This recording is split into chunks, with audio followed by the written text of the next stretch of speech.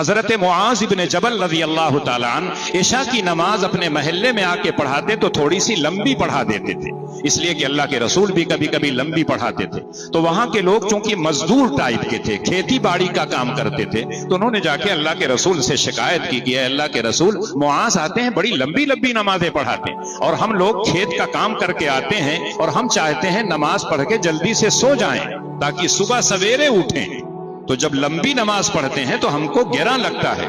تو اللہ کے رسول صلی اللہ علیہ وسلم نے حضرت معاذ کو بلایا اور کہا معاذ تم لمبی نماز پڑھاتے ہو؟ کہا ہاں اللہ کے رسول کبھی کبھی پڑھاتا ہوں۔ تو کہا کیا سورہ والضحیٰ، الم نشرح، والتین، سورہ انا انزلناہ فی لیلۃ القدر اگر عشاء کی نماز میں پڑھو گے تو نماز نہیں ہوگی؟ کہا ہو جائے گا۔ تو کہا اگر ان لوگوں کو گرا گزرتا ہے، چونکہ گھر کا کام کر کے آتے ہیں، کھیتی باڑی کا، تھکے ہارے رہتے ہیں، تو ان پر اس طرح کا زور اور زبردستی مت کرو کہ لمبی نماز پڑھو۔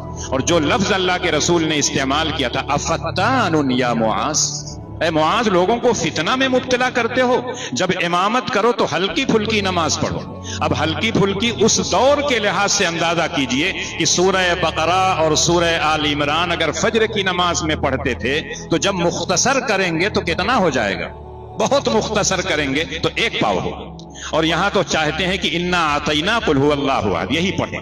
اور اگر ذرا سا کچھ بات دین کی بڑھ جاتی ہے تو سارے لوگ گھڑیاں دیکھنا شروع کر دیتے ہیں، وہاں گھڑی نہیں دیکھتے، اس زمانے میں گھڑی بھی نہیں تھی۔ اللہ کے رسول کی جب مجلس میں رہتے دین کی بات ہوتی تھی تو کہتے ہیں کہ صحابہ اس طرح سے بیٹھے رہتے تھے جیسے لگتا ہے کہ ان کے سر پر اگر کوئی پرندہ بھی آ جائے تو حرکت نہیں کرے، بالکل جمے رہتے تھے۔